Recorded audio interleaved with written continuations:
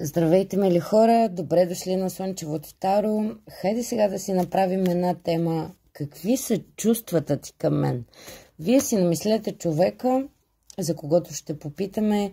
Може би така сте в някакъв етап на флиртове, на закачки. Може би все още нищо не е започнало. Но хайде да видим какви са чувствата на човека тук. И дали да очаквате нещо така в дългосрочен план, някаква перспектива там с тези чувства, или няма смисъл да се хабите и да си губите времето. Хайде сега, започнах да комбинирам картите на Манара с картите на Тот и двете тестети са доста зодиакални и смятам, че се припокриват. Има доста добра връзка между двете карти. Затова нека да видим първо вашата енергия. Седмичка на водата, тук излезе един зодия Скорпион, Венера в Скорпион и петица на водата, където има Марс и Венера в Скорпион. Тук можем да говорим за доста така... Марс и Венера в Скорпион по карти на Манара, смея да твърдя, че това са едни такива интересни отношения или така въобще емоции, които се основават на платоническа любов, някакво силно сексуално желание, общо взето привличане, магнетично привличане. Я да видим тук. Ново начало по карта на света, нови отношения, завъртане на някакви... Нещо ново. Със сигурност някакви нови отношения може също, дори това да е човек, с когото да имате отношения вече. Тук да говорим за някакво нов етап в отношенията, ново започване, ново развитие по карта на света. Добре, желание за някакви нови отношения. Тук също може би става въпрос за подозрение, дали някой не ви лъже. Също по седмицата на водата, която излезе в Скорпион, наистина имате някакви подозрения, дали някой не ви лъже, някой не си крие чувствата към вас. Наистина, за това може би гледате моето видео, за да разберете чувствата на дадения човек, защото тук има едно подозрение, че някой не е откровен с вас и искате да разберете повече за неговите намерения. Мисля, че сте на правилното място. Малка вметка преди да продължа. За всеки, който иска личен таро разклад, може да ме открие под видеото в описанието, да ми пише на телефона на Viber, който ще откриете, тъй като няма как да се припокрие енергията за всички, които ме гледат. Много сте. Затова за индивидуалните разклади може да ми пишете и да видим конкретно вашата ситуация. Та така, мили мои, тук това виждам в енергията. Някой, когато като че ли вие самите имате силна интуиция, че не е откровен спрямо вас, искам да видим още. Но го смятате за доста кармичен по картата на огледалото. Смятате, че по някакъв начин този човек рефлектира на вашите действия или си приличате по някакъв начин. Също смятате по картата на огледалото, че той ви се полага по право. Заслужили сте си го този човек. Крайно време е този човек така да дойде във вашия живот. Полага ви се по карта на огледалото. Пожелали сте си го. Също тук може да говорим и за някаква манифестация. Желание този човек да се появи. В крайна сметка има някакви наченки за поява тук. Добре, хайде да видим чувствата на този човек. Тук също ще говорим както за мъже, така и за жени. Излезе и мъжка и женска енергия на Скорпион. Нека не забравяме, че утре е 22 октомври, прощавайте, и влизаме наистина в енергията на зодия Скорпион, където там ще остане до 21 ноември. Хайде да видим чувствата на този човек към вас.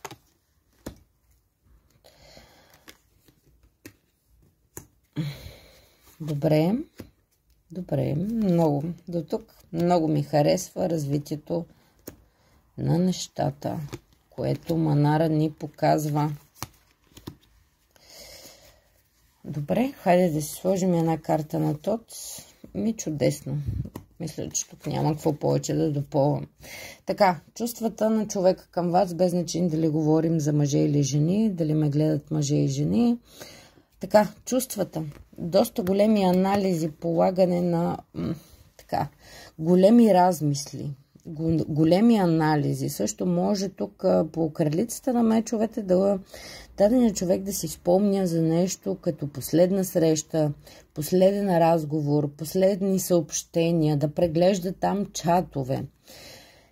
Да ги преглежда, защото му е много весело, щастливо по карта на Слънцето. Там чатове, разговори, всичко, което си припомня за вас, така му създава носи му едни пеперутки в стомаха. Желание за надмощие, желание да ви контролира по императора, желание да се случва нещата така, както той или тя каже. Да има контрол над събитията, над чувствата, над емоциите, дори да има контрол върху самите вас. Да контролира сърцето ви.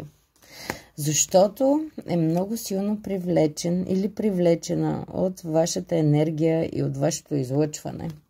Желание за започване на едни нови отношения по карта на глупака, да ви третира като едно момиченце, така да си играе с вас, определено създаване на някакви много детински чувства и емоции в дадения човек. Когато се сети за вас, погледне ви. По двойката на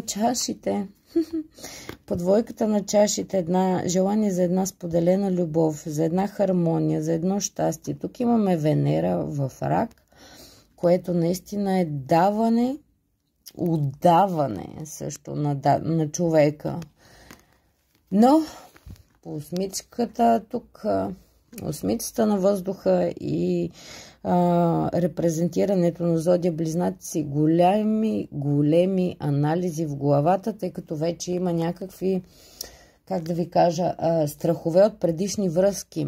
И тук, колкото и силно да желая емоционално някакви такива реални отношения.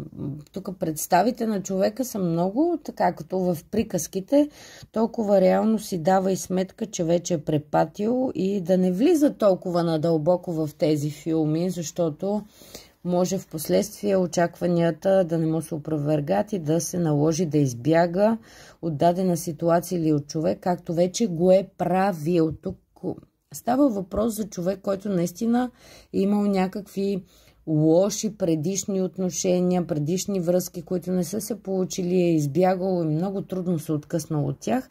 Затова това е единственото притеснение на този човек. Иначе в чувствата към вас много добре, много влюбени карти, то са пеперутки, то са императори, то да командва, то да пътува напред, то за едни нови начала, за една нова любов споделена.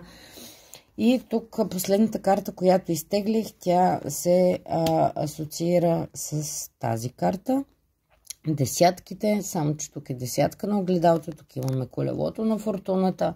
По десятката на фортуната, това е вашия кармичен партньор, който така ви се е появил по право, дошъл е не по случайен начин, дошъл е за да ви научи на нещо, за да ви даде нещо, желание за едни отношения, приличате си по нещо също, по колелото, започване на нещо ново. Общо взето кармата. Този човек ви е по правило, се е появил кармичен спътник. Също тук може да говорим и за приятел, ако питате за чувства на някой така. Кармични отношения. Кармична среща, сродна душа, пламъци, близнаци, каквито там си ги наричате. И я да изтеглим още една карта. Кармата ви изпраща приятелска любов и въобще всякаква любов. Това е дадено с више. Много хубави карти. Благодаря ви за днешния разклад, че споделихте времето си с мен. Пишете ми в коментарите каква тема искате да направя. Дали това се отнася за вас, за лични разклади, може да му откриете под видеото в описанието. Благодаря ви още веднъж. Пожелавам ви един прекрасен и усмихнат ден. Довиждане и до скоро!